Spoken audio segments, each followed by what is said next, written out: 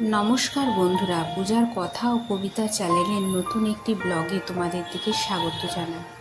এখন বাজে রাত্রি 11:30। তোমরা নিশ্চয় ভাবছো এত রাত্রে আমরা কোথায় বেরিয়েছি।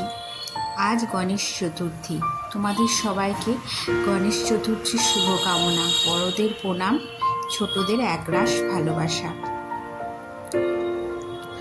আজকে আমরা বেরিয়েছি শিলিগুড়ির গণেশ ঠাকুরের মণ্ডপ দর্শন করতে। প্রথমেই এসে দেখলাম রাস্তাগুলোকে লাইটের কারুকার্যে খুব সুন্দরভাবে সাজিয়েছে।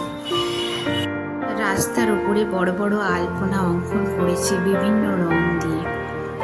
মণ্ডপের ভেতরে প্রথমেই প্রবেশ করে দেখলাম একটা শিবলিঙ্গ। ওই শিবলিঙ্গের পেছনে স্বয়ং মহাদেবের মূর্তি আছে একটি, যেটা দেখতে খুবই সুন্দর লাগছিল। এই মণ্ডপের বাইরটায় বাঁশ দিয়ে বিভিন্ন কারুকার্য করা হয়েছে। বাঁশের উপরে বিভিন্ন কালার করে তাকে খুব সুন্দরভাবে অন্য একটা রূপে রূপান্তরিত করা হয়েছে। ওর মধ্যে বাঁশের মধ্যে ছোট ছোট লাইট লাগিয়ে দেখতে খুবই সুন্দর লাগছে এবং সাইডে সাইনবোর্ড টাঙিয়ে দিয়েছে, মণ্ডপে হাত দেবেন না।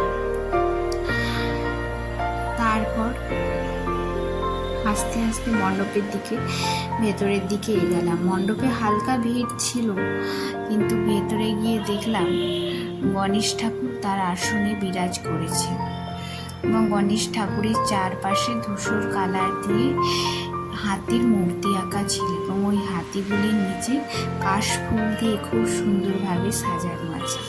কাশফুল দেখে কিন্তু আমার দুর্গাপূজার কথা মনে পড়ে গেল। তোমাদের কার কার কাশফুল দেখলে দুর্গাপূজার কথা মনে পড়ে আমাকে কিন্তু কমেন্টে জানিও।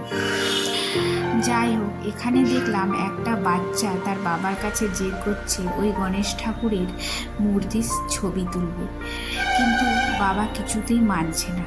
এই দৃশ্যটা দেখেও খুব ভালো লাগলো। আজকের দিনের বাচ্চারা কত এগিয়ে, তাই না? চলো পরের মণ্ডপের দিকে যাওয়া যায়। পরের মণ্ডপের আলোগুলো জিগজ্যাগের মতো লাগানো ছিল, দেখতে ভালোই লাগছিল। আমরা দেখছিলাম কোথায় ফাঁকা আছে বাইকটা রেখে মণ্ডপের ভেতরে প্রবেশ করা যায়। এখানটায় একটু ফাঁকা দেখে বাইকটা রেখে মণ্ডপের দিকে এগিয়ে গেলাম। মণ্ডপের কাছে গিয়ে দেখলাম এখানকার থিম হলো বিভিন্ন বর্ণ নিয়ে।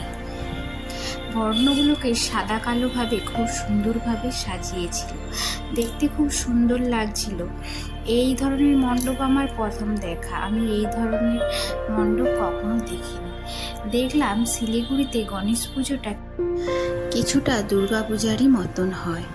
হঠাৎ চোখে পড়ল সহজপাঠের সেই ছোটবেলার কবিতাগুলো। দেখি কি নাই ভালো লাগছে। ছোটবেলায় 1-2 সহজপাঠ আমরা বই পড়ছি, তাতে এই কবিতাগুলো ছিল। কবিতাগুলো দেখে ছোটবেলার স্মৃতিচারণ হয়ে গেল।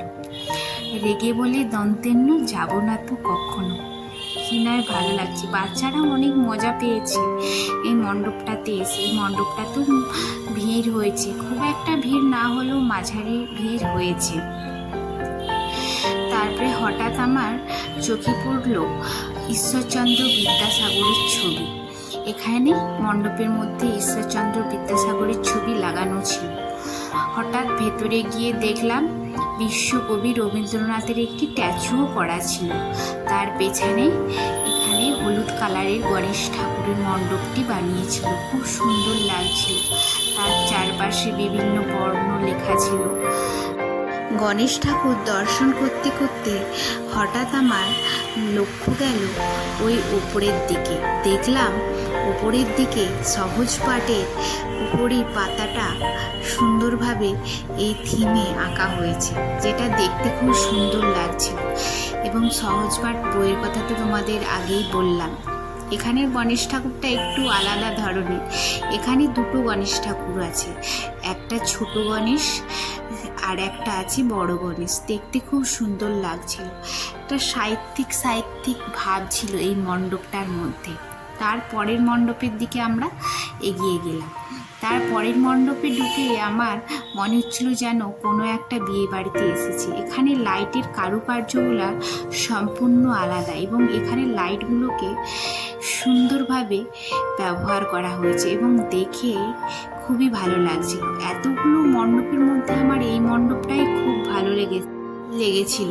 ঠাকুরের কাছে তো পৌঁছতেই পারলাম না, কারণ এই মণ্ডপটায় ভিড়ও খুব প্রচুর পরিমাণে ছিল।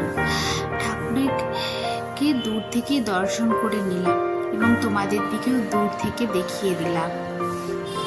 চলো, এখানে খাওয়া দাওয়ার ব্যবস্থা ছিল এবং মণ্ডপে ভোগ বিতরণও হচ্ছিল। তাই দেরি না করে গণেশ ঠাকুরের দর্শন করে ভেতরের দিকে যাচ্ছিলাম ভোগ খাওয়ার জন্য। দেখলাম ভোগের প্যান্ডেলটায় প্রচুর পরিমাণে ভিড় হয়েছিল এবং ভেতরে গিয়ে দেখলাম এখানে ভোগ বিতরণের পদ্ধতিটা সম্পূর্ণই আলাদা। এখানে বুফে বসেছে, যে যার মনের মতো করে প্লেট নিয়ে খাবার তুলে নিতে পারে।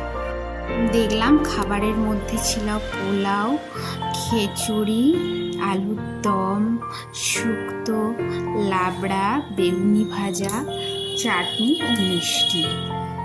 ঠাকুরের ভোগ খেয়ে আমরা বাড়ি ফিরি। আর আজকের ব্লগটা এখানেই শেষ করলাম।